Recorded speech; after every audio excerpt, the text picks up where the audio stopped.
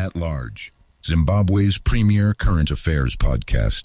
Greetings and welcome to Zim Large Podcast, a premier podcast show that looks at Zimbabwe's current affairs from every facet.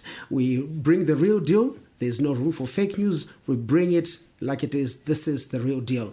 My name is Tinashe Chiname. In this episode, we are very much delighted to host the Minister of National Housing and Social Amenities, Honorable Minister Soda Zhemu, who's here to share with us the highs and lows in the housing, human settlement and social amenities sector. Honorable Minister, it's a pleasure to have you on board.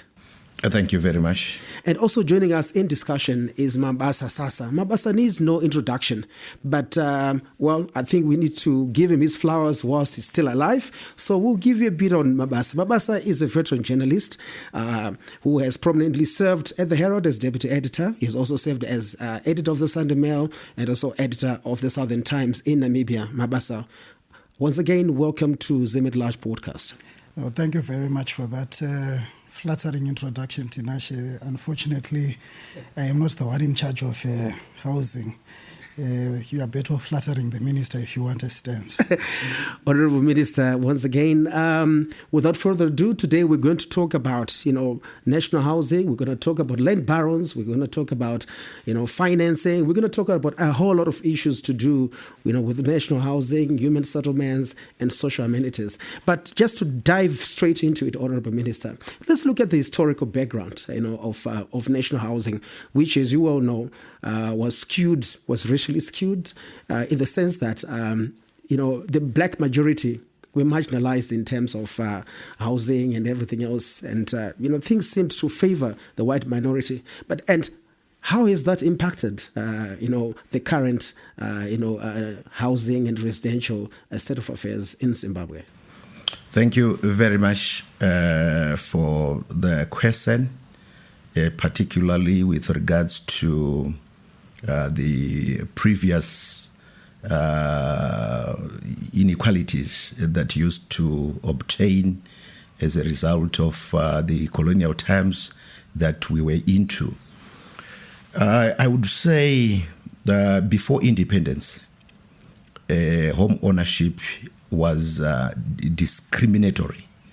You wouldn't just obtain or buy a house wherever you felt you would buy a house from.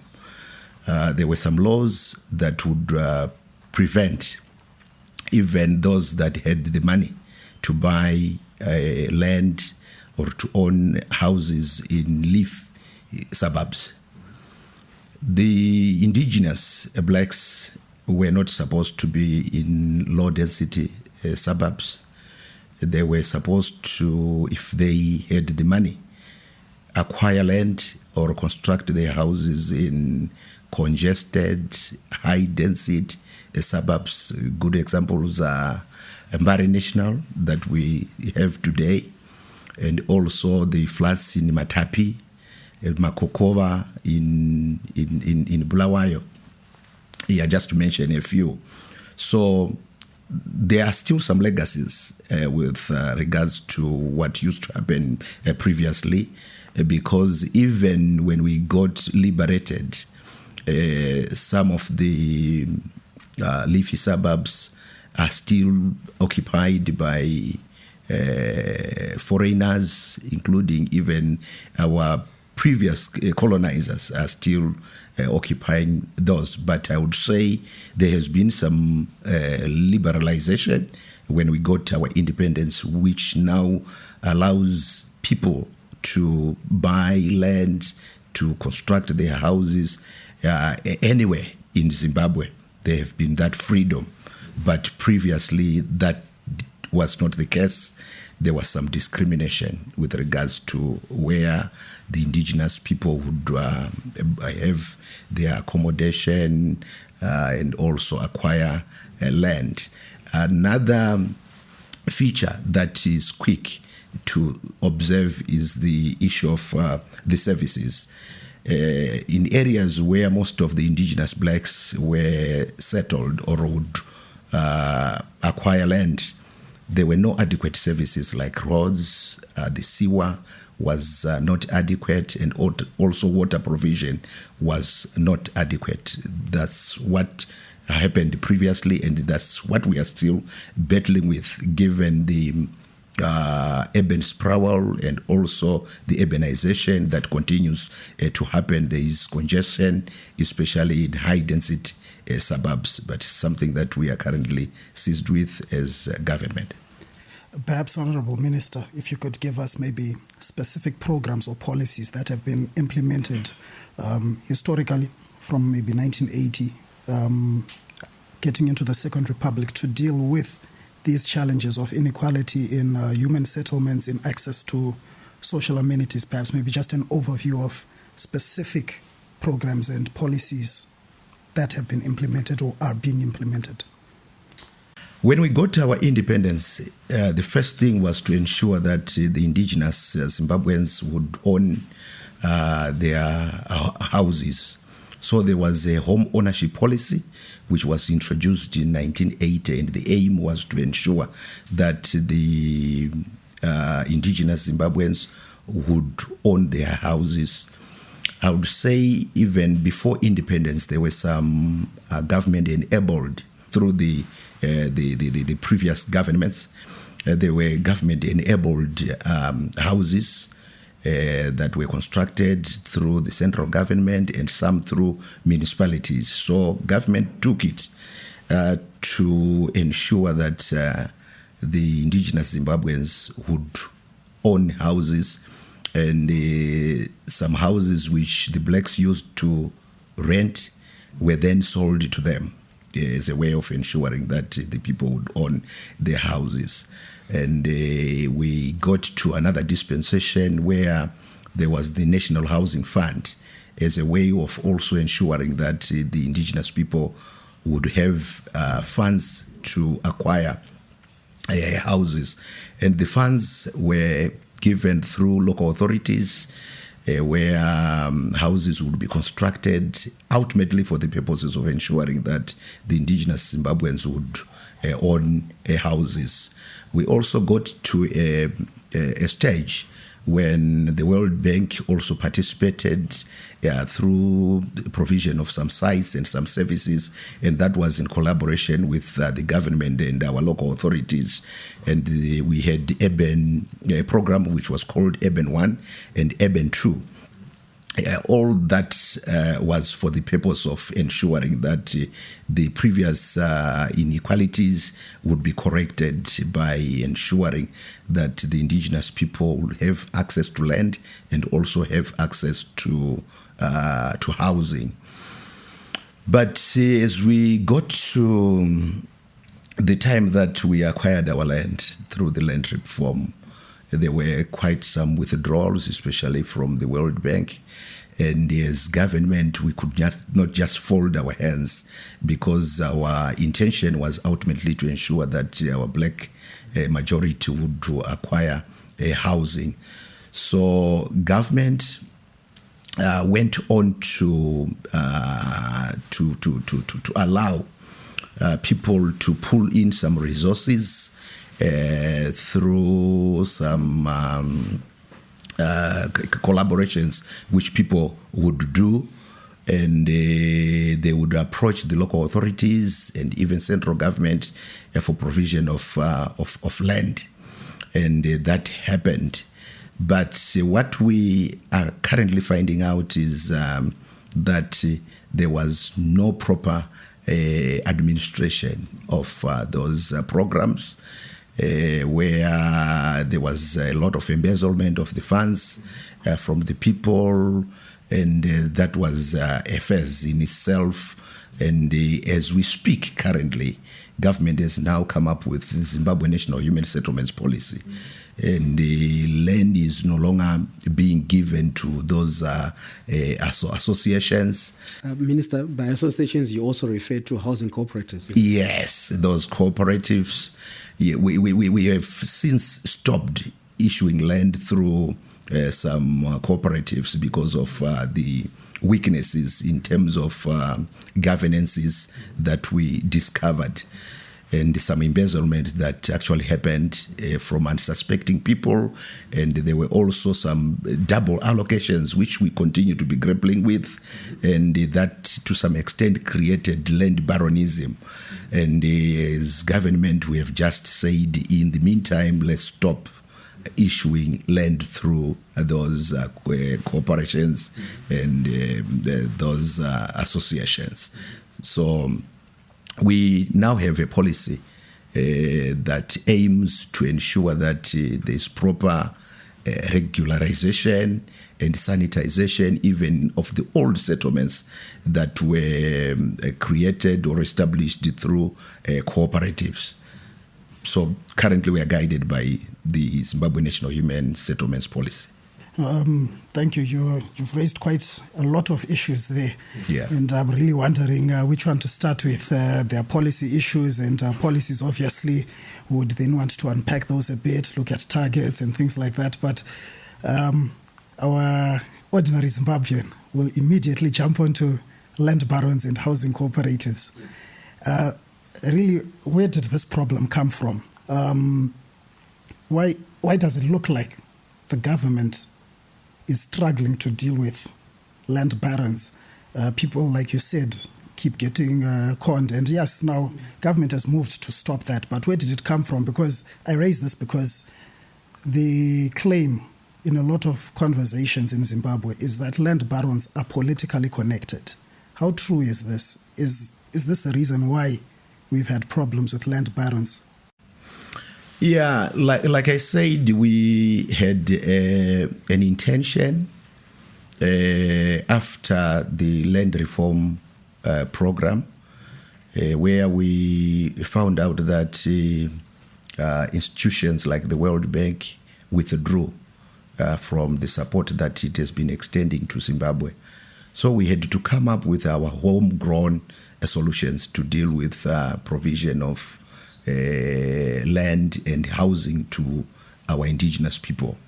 And we actually created some collaborations or some cooperatives to acquire or to have access to land. I would say at that time, the intentions were good, but only that there was no proper enforcement. Okay. Or oversight that was done to ensure that the results would be exactly what the intentions were. The leadership within the cooperatives would approach local authorities or central government through the State Lands Office to acquire land, and permits would officially be given to them.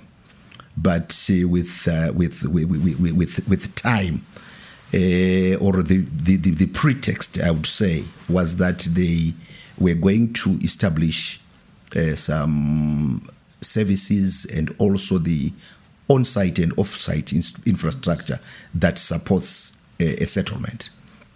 So that did not happen because of oversight issues that I mentioned earlier on.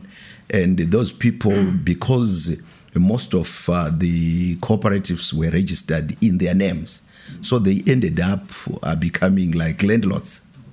Yes. So I wouldn't say it's to do with any political connectivity, but it was a policy during that time which was intended to to assist the people by way of pooling their resources, ensuring that services would be put together before construction of houses. But what we actually found out was that houses went ahead to be constructed and services were left behind, and a variety of issues came out. One being that there was inadequate funding and also the technical know-how on how to establish the on-site and the off-site infrastructure. And also we had a policy that allowed, I would say, dual development, okay, where houses would be constructed, but at the same time, the services being provided. Okay. But because of some lapses, houses went ahead and services were not really established. So it was our policy. I wouldn't say there is any political connectivity to that.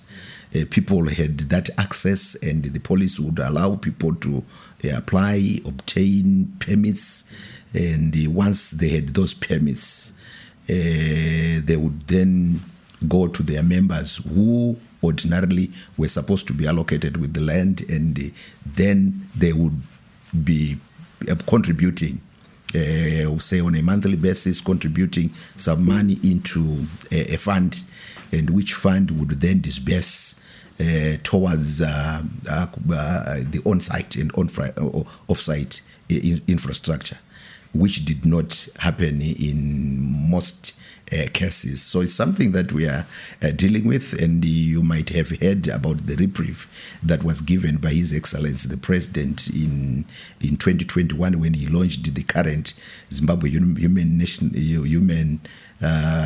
settlements policy, to say that settlements that were created before the launch of the new policy will be regularized with the help of the government, because it was the realization that we had as government that the erring was also to do with the policy that was there at that particular time, and it would not punish people, but would just proceed to regularize their settlements, ensure that the adequate sanities are provided. So that's what we are also assist with, focusing on as government, listening government of the people, led by the Second Republic.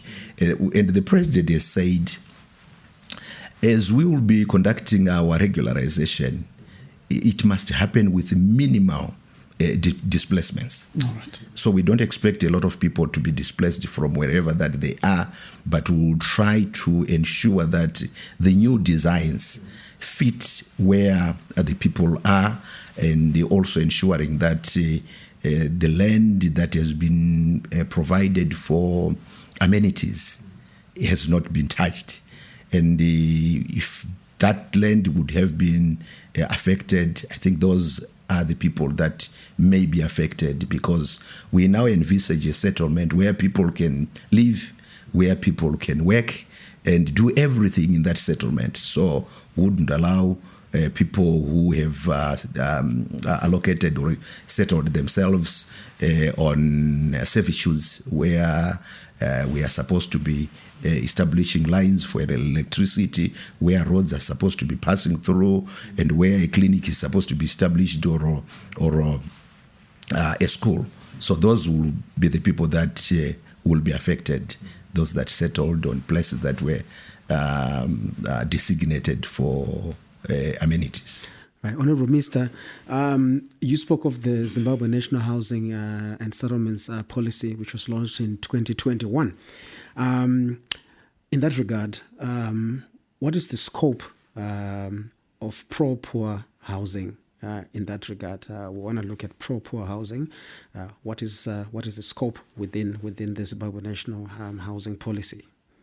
No, thank you very much. One thing that comes into mind immediately is the aspect of affordability, which has been addressed by the Zimbabwe National Human Settlements Policy. Government has now taken it upon itself, and also has provided for through the Constitution that provision of housing should be the responsibility of government in line with available resources. So through the policy, the government is responsible for emplacement of the infrastructure that supports a settlement, and that is provided for in the new policy, that government should ensure that every settlement has been provided with services, the roads that are required, water that is required, and all other facilities that supports that settlement. The other, and I would say, by providing those services, the cost of the ultimate house or the ultimate value of the land will be reduced because the government would have made any intervention. So that is one. Then the second aspect that has been addressed through the Zimbabwe National Human Settlements Policy is densification. You will notice that our population is continuing to grow, and as much as a lot of effort is being made, one other effort is our target that we have within the Zimbabwe, the NDS1. Yes. It used to be 220,000 units, now grown to 1 million units, and all that is aimed at reducing our deficit, which we acknowledged at the time of the launch of the policy, and the deficit was 2 million housing units. So the population continues to grow, a lot of effort is being made, and you see, mathematically, if we get to 1 million housing units by the end of this year, against a deficit of 2 million, we would say we are left with 1 million housing units. But that is just mathematical because it's a moving target. Growing, yeah. Yes, the population continues to grow. So we took cognizance of the fact that the population is growing, and also we needed, as much as we needed to provide the 2 million housing units that were in short supply then, we could not grab all the land to be available for housing. So we needed to also ensure that there is land that is left for agricultural activities to provide our own food. We cannot just be focusing on housing, but there has to be food as well. So we then, within the new policy, we then had to come up with a position where we are saying for all new settlements, housing settlements, there has to be a 40% size of land that should be available for high-rise buildings, densification. You see, as we are doing densification, a space that ordinarily is supposed to be for one housing unit, you find we can construct even up to 20 units. Upwards. Yeah, going up. And the cost of a house today is mainly influenced or informed by the cost of the land. So as we are building going upwards, it means, for instance, if we have constructed 20 units on the same piece of land, then the cost of that land is divided by 20 units. Then we are spreading and ensuring that there is affordability. And also within the policy, government is supposed to be providing some guarantees. Yes, we have a fund that is provided for through the policy, which is called the National Housing Guarantee Fund. And that fund, ordinarily how it's supposed to be operating is Zimbabwean. If one wants to own a house, knowing very well that in many instances we lack collateral security to obtain some loans, one is guaranteed by the government. In the event that one defaults and fails to make good the obligation, then the government steps in. But it's also a way by which we are ensuring that the ordinary Zimbabweans are afforded the opportunity to own their homes or their houses. Zimbabwe also is a member to Shelter Africa, which is a Pan-African bank, which extends loans or financial assistance to our institutions in the country. And on our account, local banks can obtain a concessionary funding, which concessionary funding is then given through some packages to the people that would want to borrow specifically for purposes of housing delivery. So there is quite a lot that is happening and that is spelled out through the current policy to ensure that there is affordability of houses. No, thank you very much. You mentioned the 1 million target for 2025. How are we faring on that? What challenges have we faced? Are we going to be able to meet our target? If not, what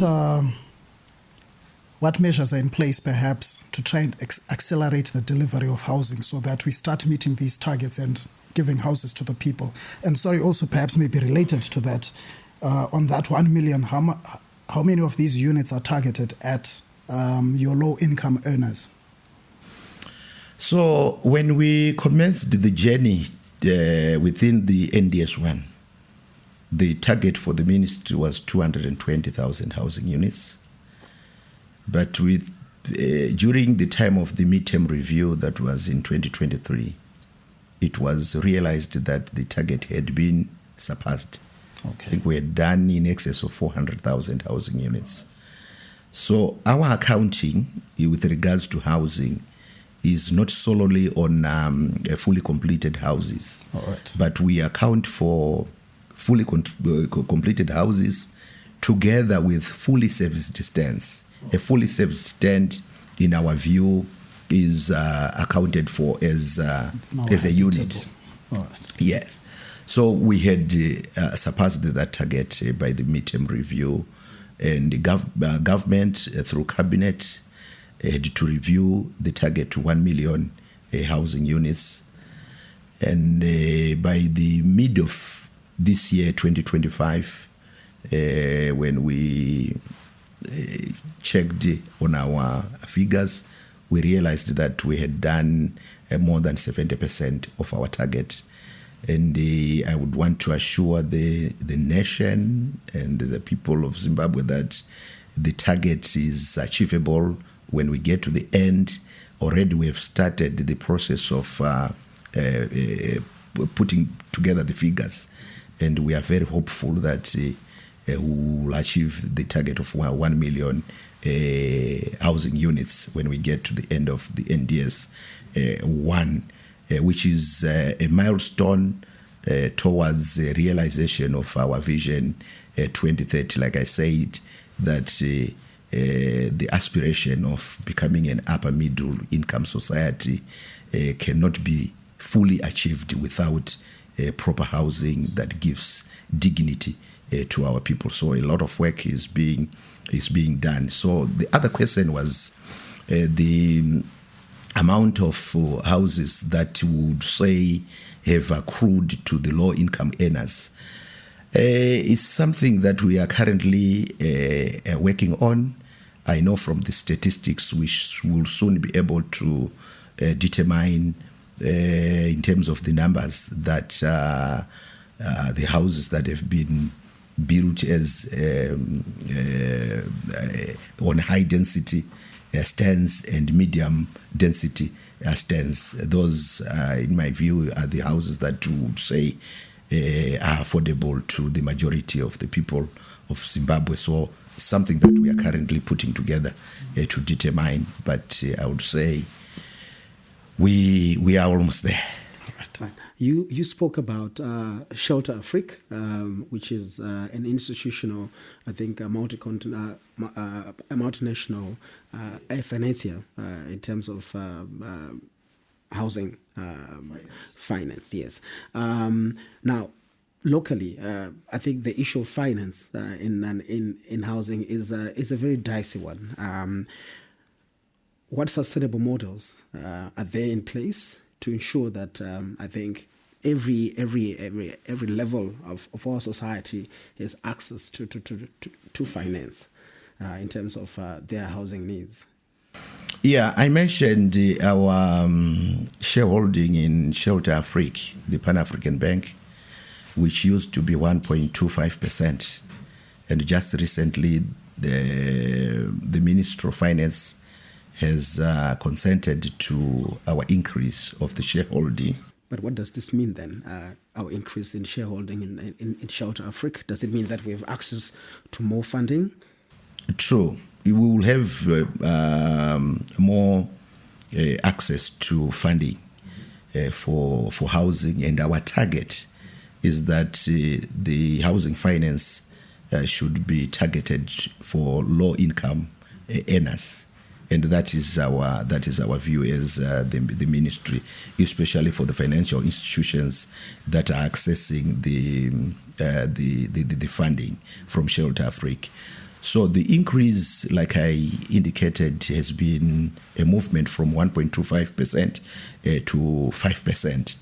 And previously, within the NDS1 period, the financial institutions in local institutions had access to 37 million United States dollars, which they got when we used to have 1.25% shareholding. And now that we have moved to 5%, it is our considered view that the access is going to be enlarged.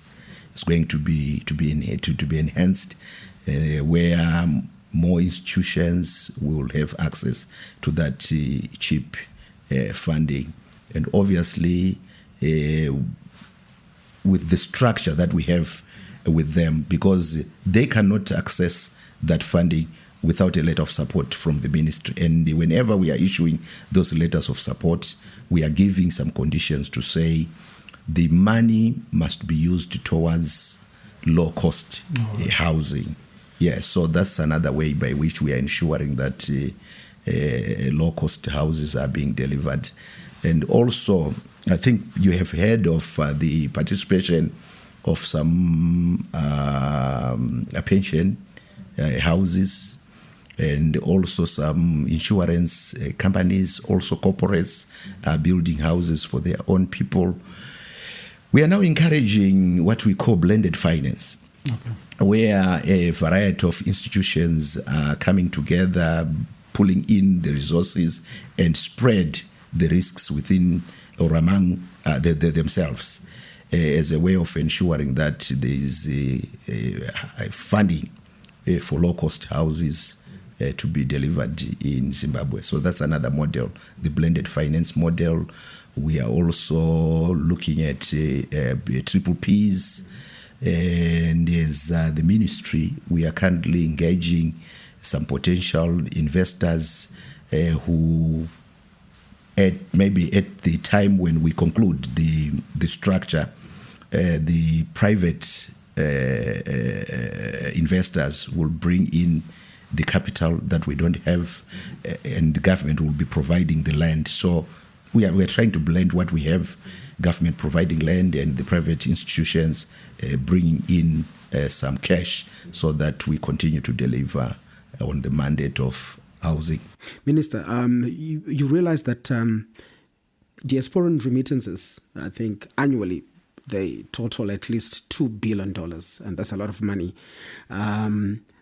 What is the government's policy in terms of engaging the diasporan market as a source of funding into low-cost housing, into infrastructural development, particularly housing? Have you explored that avenue?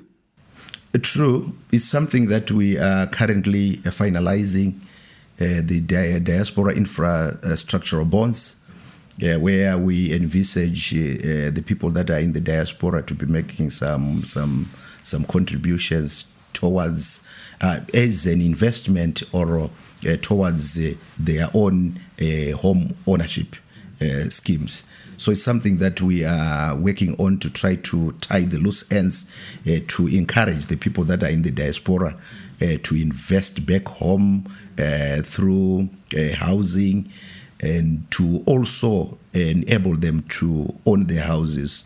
You know, in the past, because of the issue of land baronism, I'm aware that there has been some skepticism from the people that are in the diaspora to invest in housing in Zimbabwe.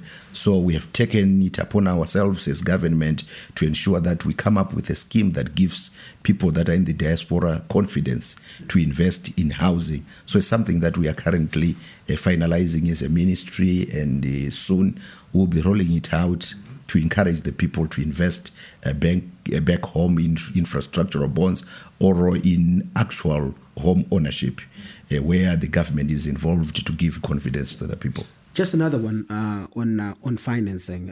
Mortgage finance itself is very expensive. It is exclusionary. what is the government doing to rationalize and bring sanity into it so that there's access to mortgage finance for all, so that it's equitable, so that everyone gets to also buy houses? You find that a lot of young people are not able to get mortgage finance because it is very expensive. What is the government doing to ensure that no one is left behind in owning a house, in having a decent shelter above their heads? Yeah, you see, the issue revolves around confidence. So the banking institutions, whenever they are extending some mortgage finances to the people, usually that is coming from long-term deposits that the generality of the people would have done through the banking system.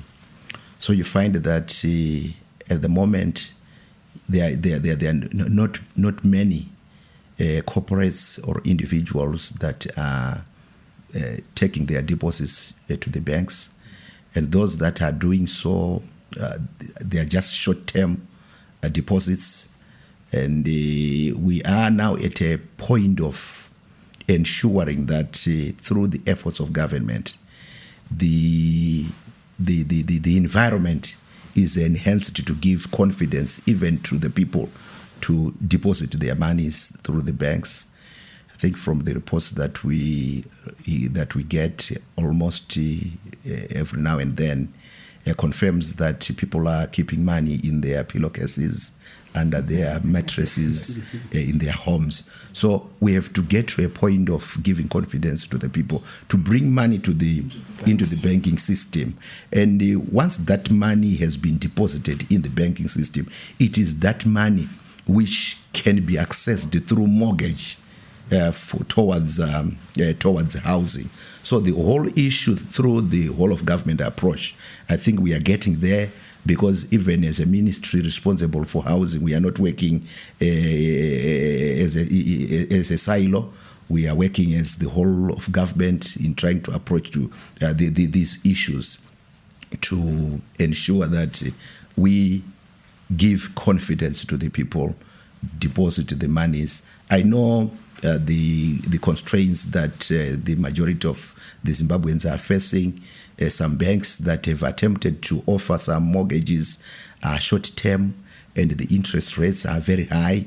But all that is to do with the kind of confidence that must be built around banking institutions to encourage depositors to deposit their money through the banks, especially long-term deposits that can be accessed as mortgages. Because if we don't have long-term deposits, obviously the banks will not have money at their disposal to then extend as a mortgage finance. So it's something that we are working towards as a whole of government to ensure that the dignity that we envisage has been afforded to our people, where they can get long-term loans for housing, and which do not choke them when they are paying like their monthly obligations. Speaking of that whole of government approach, how does your ministry collaborate with the Ministry of Local Government in general, and maybe more specifically with local authorities when it comes to housing delivery? Is the relationship good with local authorities? Is it bearing any fruit? And if there are challenges, what are they? And perhaps maybe still on that, what then is the role of UDCORP, the Urban Development Corporation, in urban settlements? So you find that the Ministry of National Housing and the Ministry of Local Government and Public Works, we are like some Siamese twins. We collaborate very closely, especially in the area of housing delivery. And we co-chair a thematic committee on housing delivery, both of us, given our roles that are to do with housing. land, especially in local authorities, fall under the purview of the Ministry of Local Government. And whenever we would want to deliver houses, construct houses, we get the land from local government as a ministry. Of course, in some instances through the local authorities that are under their purview. So we work very closely. Our role is to administer the policy as construction of houses takes place, to ensure that there are compliances regarding placement of the infrastructure that I spoke about earlier on, the off-site infrastructure, the on-site infrastructure that supports a settlement. We provide the technical advice on how settlements are supposed to be established, whilst the land and other compliance issues are on a day-to-day, then enforced through the Ministry of Local Government. So that's how we work collaboratively. We work together. We are not in any competition, but we work together very well. Then UDCOP, you will also find that UDCOP is an entity that we call oversee the two ministries, the Ministry of National Housing and the Ministry of Local Government.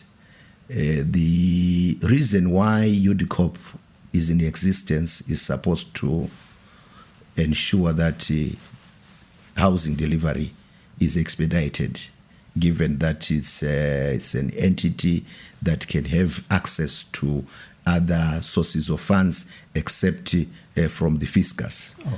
So UDCOP ordinarily is supposed to be accessing some other funding lines and channel those resources towards housing delivery and ensure that there's compliance with the provisions of the policy in terms of the services that are supposed to be provided to support a settlement. A good example is the work that UDCOP has done in Norton, where they worked towards sewer, sewer facilities. So that's mainly the work of UDCOP, just to extend the functions of the two ministries, but also being able to mobilize resources outside what can be provided through the fiscus. No, perhaps maybe related to that, there seems to be quite a lot of emphasis on urban settlements. A lot of talk when we talk about housing is about urban settlements. What is being done for peri-urban areas, for our rural areas? Our rural areas are becoming a lot more commercially active as the rural economies grow through agriculture, through mining. Do we have anything specific that we are doing for our peri-urban and our rural settlements?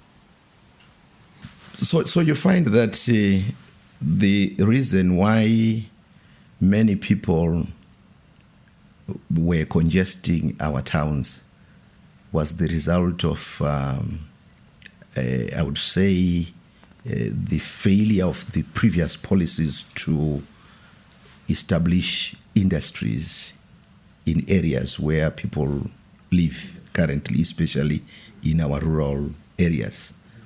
So the thrust of the Second Republic is to industrialize, is to innovate, and is to create jobs for the people wherever the people are, in the spirit of leaving no one and no place behind. So with that policy position, or that policy thrust of industrializing, we are coming in to augment, as the ministry responsible for housing, to ensure that houses are constructed in rural areas. You find that we have a project currently that is running in Mutawatawa, Yes. where we are piloting the establishment of some high-rise buildings, some flats in Mutawatawa. 4 blocks of flats are currently being constructed in Mutawatawa. It's a pilot, and that really aligns with the thrust of government of industrializing, especially in rural areas. At the end of the day, our aim is to ensure that people have jobs wherever they are staying, not just seeking for jobs in big towns like Harare, in Bulawayo. We have to create industries, we have to create jobs. I think we have also seen how universities are involved in establishment of innovation hubs. Yes. At the end of the day, after something would have been piloted through the work of the universities, we would want to see industries being established following after the model that would have been piloted through those innovation hubs. And those industries are supposed to be situated in those rural areas. What we have also done, apart from the pilot project in Mutawatawa, we have caused for the designing of rural homes. There are some designs that we are promoting as the Ministry of National Housing and Social Amenities, working together with the local authorities, where some rural designs have been produced by some students in universities. We ran a competition sometime last year, and those rural designs have to be regional specific. Okay. You know, we have different cultures in the various regions, so the designs must speak to the various cultures, various regions. How do you want your kitchen to be when you're in Mashonaland Central? How do you expect your bedroom to look like when you are in Mash West? All that has been taken care of through the rural homestead designs that we are rolling out. So we are not just promoting urbanization, we are also promoting houses in rural areas through the deployment of those rural homestead designs. And this will come with the same emphasis on ensuring that the necessary social amenities are also established there. True. Yeah, the amenities have to be provided, especially in those designs. So you find in some cultures they value so much their cattle. Yes. So in the homestead, rural homestead designs, we have provided for those crawls for the animals and the pens for the various domestic animals that each and every culture would want to find at a place which they call their homestead. And we are actually accounting for those houses that would have been constructed following after the specifications that we have provided. Once one constructs such a house, we are accounting for it, because our realization is that not everyone would want to be in urban areas. Yes. Because of a variety of reasons. Some of the issues are costs. Some cannot afford, even at retirement. One may decide to go and stay at his rural home. So we then said, let's provide a design which can be adopted, which has all the facilities that supports that homestead. And once one does that, then as a ministry we are accounting for those houses.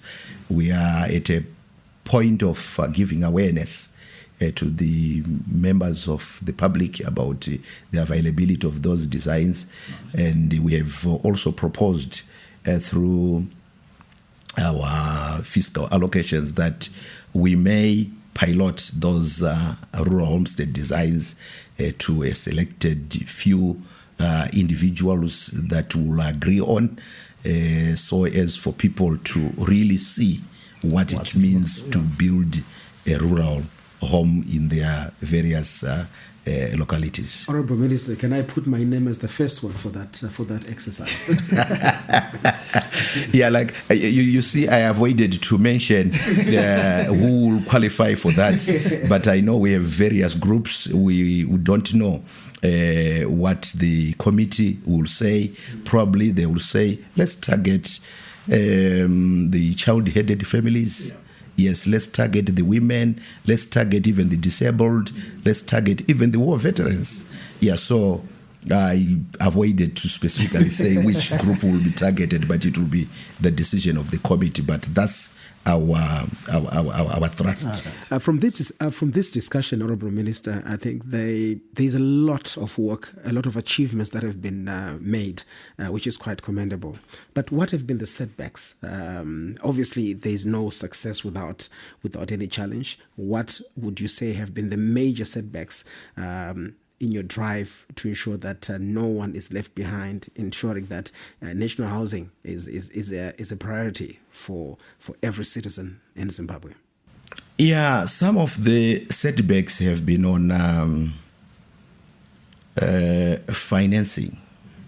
Like we discussed, that ordinarily people are supposed to be accessing some long-term loans through mortgages, but with the current situation that is obtaining, where people are not taking their deposits to the banks, that would eventually be accessed through mortgages.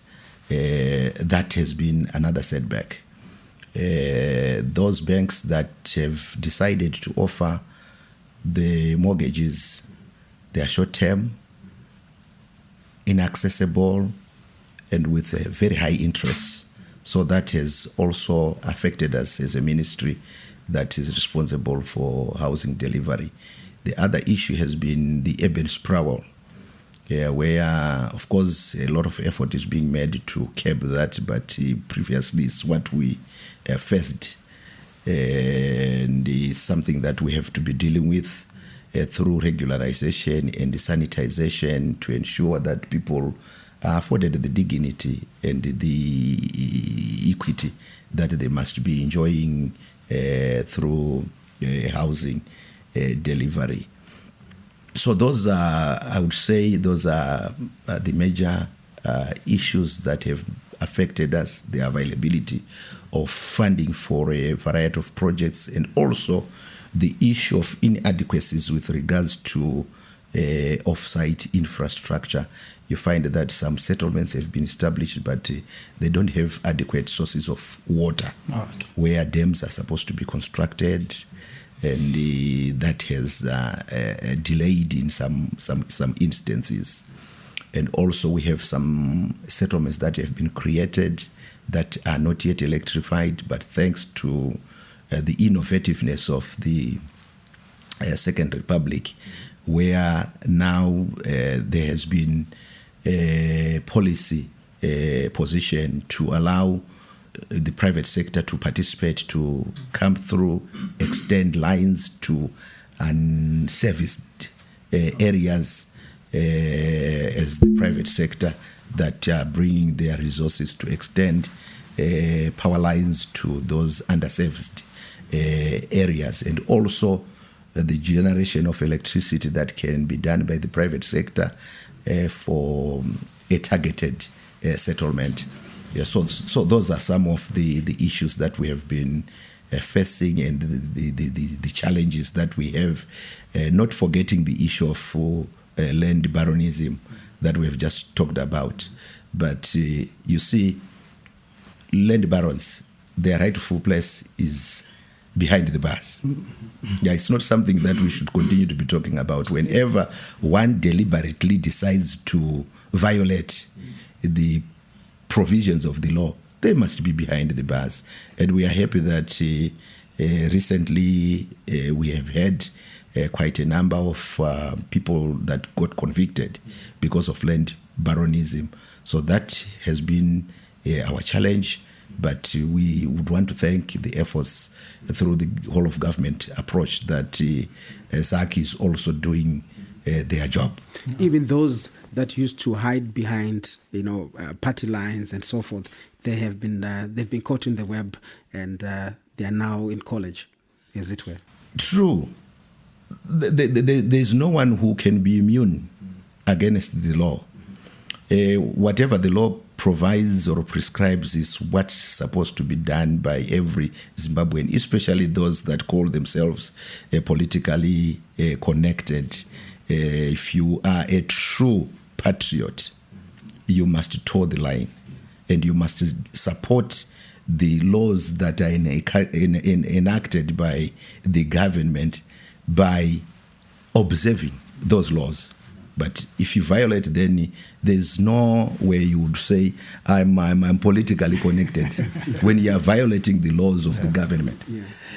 Yes, perhaps maybe my final issue would be, we recently heard that Zimbabwe has been sits on the executive board of UN Habitat. We're going to be holding slightly belated World Habitat Day celebrations in Umguza. An interesting choice, not an urban area. Any particular reason why we chose Umguza? And then perhaps more pertinently, what does Zimbabwe benefit from UN Habitat? Yeah, so from UN Habitat, it's a platform. In fact, it's a UN agency that is responsible for human settlements world over. And our involvement at board level as Zimbabwe also ensures that our voice as Zimbabwe is heard at international forums, where we are also contributing meaningfully and advancing our interests with regards to human settlements. We are also able to share on the experiences of others as to how they have managed to do so much in reducing the backlogs that they also used to have. I would give an example of Algeria. Algeria today boasts as one of the countries that has provided accommodation for everyone in their country. All right. So our recent visit to Algeria indicated that how they managed was through ensuring supply or production of the materials locally. Okay. So all building materials that are used in Algeria are produced in Algeria.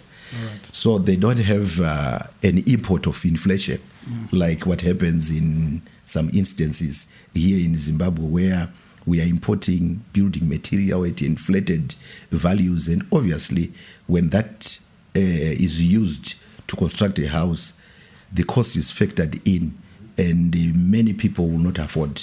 So it's something that we experienced, and what that we learned as we are interacting with the international community through platforms like UN Habitat. Then the choice of Umguza, you know, is in line with the mantra by His Excellency, the President, Comrade E.D. Mnangagwa, of leaving no one and no place behind. We don't want to celebrate our achievements only in big towns. I think you have also witnessed that even our independence celebrations are now being devolved, decentralized in other provinces. It used to be for Harare alone previously, but the president has just said every place and everyone must be regarded as the same. So in that view, we have decided to celebrate our UN Habitat Day in Umguza, where we are celebrating our achievements and our collaborations, working together. Housing delivery is not the responsibility of government alone. Oh, yes. It is a shared responsibility. So we are also celebrating our responsibilities together with other stakeholders the private sector, the banks, and also sharing quite some experiences and see how we can move forward to ensure that we are executing the constitutional mandate of delivering housing to the people of Zimbabwe. And so the celebration of World Habitat Day is in Umguza on the 13th of November. True. So all roads lead to Umguza come the 13th of November 2025. True. We will be expecting even yourselves to come to Umguza. We'll definitely be there. We'll definitely be there. Yes, please, let's come to Umguza in our numbers to also see the evidence of the mantra by our president, that of leaving no one and no place behind, and let's experience what the people of Umguza has done. It's a peri-urban, a settlement, but a lot more has happened in that settlement, working together, collaborating with government. Well, Zimbabwe still being a member of the international community, we heard and we congratulate you, sir, on behalf of government for your election into the UN Habitat Executive Board. And you'll be traveling to Nairobi, Kenya for an executive meeting there. What issues are you taking to your next board meeting, sir? Yeah, so this will be our first meeting to attend, and we expect to learn a lot on how the business is transacted. But all the same, we think Zimbabwe has a story to tell given our situation. We have been working towards reducing our deficit of the housing units as Zimbabwe, and within 5 years of the first NDS1 period, we have been able to achieve more than 80% as we speak. But like I indicated earlier on, we are confident that when we get to the end of the year, the target of 1 million houses would have been achieved. So I think Zimbabwe has a story even to share with the international community, given our situation. This is a constrained economy because of sanctions. We don't have lines of credit like other jurisdictions are enjoying. And many people continue to wonder how, and the miracle behind our success given our situation. And I'm happy with the direction that has been given by our president to say, with or without sanctions, Zimbabwe should continue to progress. And we have a good story to tell. We will share our vision with the international community, the institutions that we are working collaboratively with to deliver the houses, the regulations that we also have in Zimbabwe, and the actors that are also participating, and also the local initiatives that we have as Zimbabwe. So this is something that we think we will even take to that fora to say, yes, Zimbabwe, despite being a sanctioned economy, but this is the level of progress that we are achieving, and we are welcome to new initiatives, including even the new the housing development technologies that are being implemented world over. So it's a platform that will allow Zimbabwe to share with other jurisdictions our experiences and also adopt new technologies going forward. Well, Mabasa, we have almost exhausted, and you've really exhausted all the issues that we had.